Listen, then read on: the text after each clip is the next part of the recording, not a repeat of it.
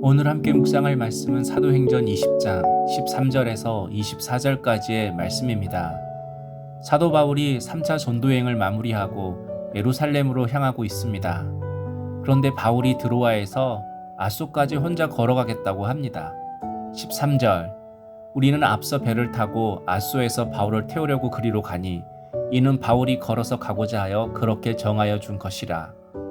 드로아에서 아소까지 거리가 65km 정도 됩니다. 도보로는 최소 이틀 거리입니다. 노쇠한 바울에게는 매우 힘든 거리입니다. 그런데도 바울은 이 길을 혼자서 걸어가겠다고 합니다. 바울이 이렇게 혼자 걸으려고 하는 이유는 하나님과 홀로 독대의 시간을 갖기 위해서입니다. 바울의 마음속에는 3차 전도여행의 마지막 종착역으로 예루살렘을 생각하고 있었습니다. 그러나 예루살렘은 핍박과 환난이 기다리고 있는 곳입니다. 그래서 매우 쉽지 않은 결정입니다. 이런 이유로 바울은 과연 이 생각이 하나님이 주신 생각이 맞는 것인지, 그리고 하나님이 주신 생각이 맞다면 나는 어떤 결정을 내려야 하는지 바울은 하나님께 다시 한번 확인하고 싶었던 것입니다. 우리도 반드시 하나님과 독대하는 시간을 가져야 합니다. 하나님의 뜻을 묻고 그 뜻에 순종하기 위해 주님의 도우심을 구하는 시간을 가져야 합니다. 그래서 믿음의 성숙은 하나님과 독대하는 시간과 정비례합니다. 하나님과 독대하는 시간을 가질수록 십자가 지고 살아갑니다. 세상이 주는 얕은 즐거움 누리고 살아가는 것이 아니라 하나님의 뜻을 이루는 기쁨을 누리고 살아갑니다. 지금 나실인 서약 기간을 2주간 하고 있습니다. 자신을 절제하면서 하나님과 독대의 시간을 갖는 기간입니다. 이 2주의 시간을 절대 허투루 보내지 않기를 원합니다. 순종함으로 나실인 서약 기간을 보내는 사람에게는 분명 하나님의 깊은 뜻을 깨닫는 은혜의 시간이 될 줄로 믿습니다. 17절, 바울이 밀레도에서 사람을 에베소로 보내어 교회 장로들을 청하니, 바울이 아소까지 걸어가서 예루살렘으로 향하는 배를 탔습니다. 그리고 잠깐 밀레도에서 정박을 했습니다. 그런데 바울은 그때 예베소 장로들을 불렀습니다.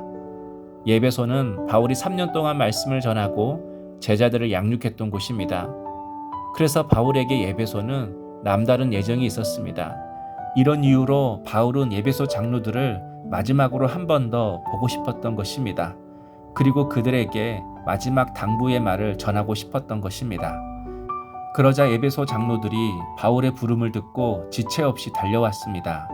18절, 첫날부터 지금까지 내가 항상 여러분 가운데서 어떻게 행하였는지를 여러분도 아는 바니, 사도 바울은 지금 내가 예배소에서 어떻게 사역을 했고 또 어떻게 성도들을 섬겼는지 여러분들이 잘 압니다 라고 말씀을 합니다. 여기서 안다라는 단어가 지식으로 습득해서 아는 알미 아니라 삶을 통해서 경험을 통하여서 체득한 알을 의미합니다. 그래서 19절, 곧 모든 겸손과 눈물이며 유대인의 관계로 말미암아 당한 시험을 참고 주를 섬긴 것과, 바울은 유대인들의 관계와 공격에도 불구하고 그 모든 시험을 끝까지 참고 겸손과 눈물로 예배소 성도들을 양육했다고 말씀합니다. 바울은 지금 자신의 모습처럼 예배소 장로들이 성도들을 섬겨줄 것을 당부하고 있는 것입니다. 이처럼 한 사람을 세우고 믿음의 공동체를 세워가기 위해서는 눈물과 겸손이 있어야 합니다. 말로 하는 가르침이 아니라 영혼을 향한 애통과 눈물이 있어야 합니다.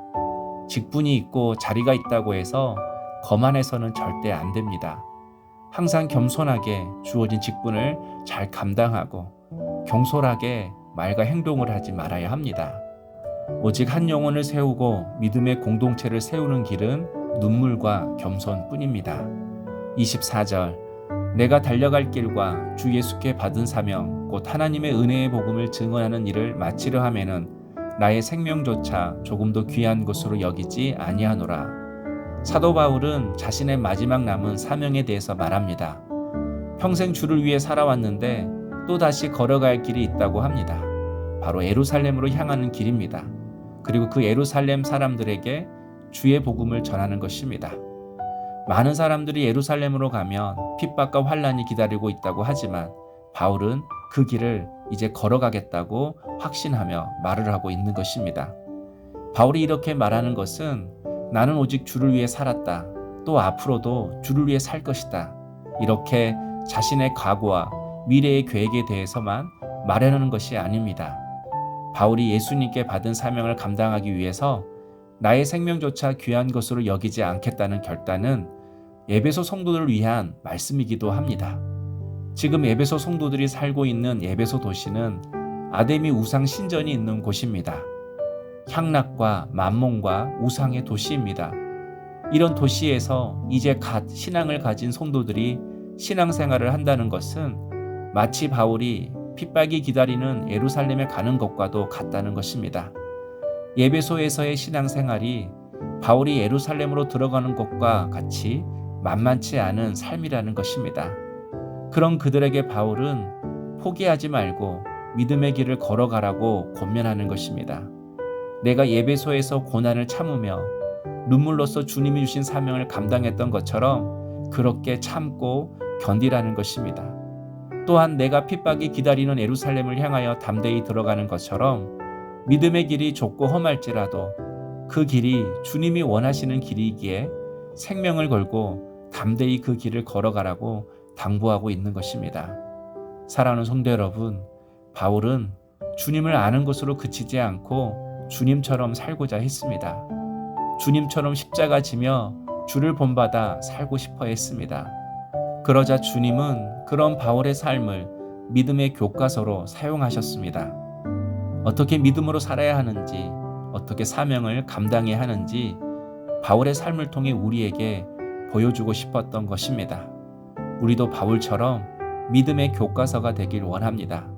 항상 믿음의 본을 보이며 눈물과 겸손으로 믿음의 길을 걸어가는 물된 동산의 모든 성도 되시기를 소망합니다.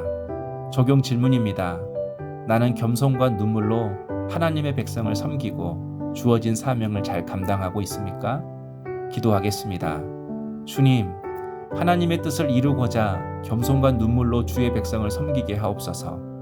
자신의 안위보다 하나님 나라를 먼저 구하여 복음 증거의 사명을 잘 감당하게 하옵소서. 성령에 매여 가는 길에 결박과 환난이 기다리고 있지만 끝까지 십자가 지고 성령님과 함께 통과하게 하옵소서. 예수님의 이름으로 기도하옵나이다. 아멘.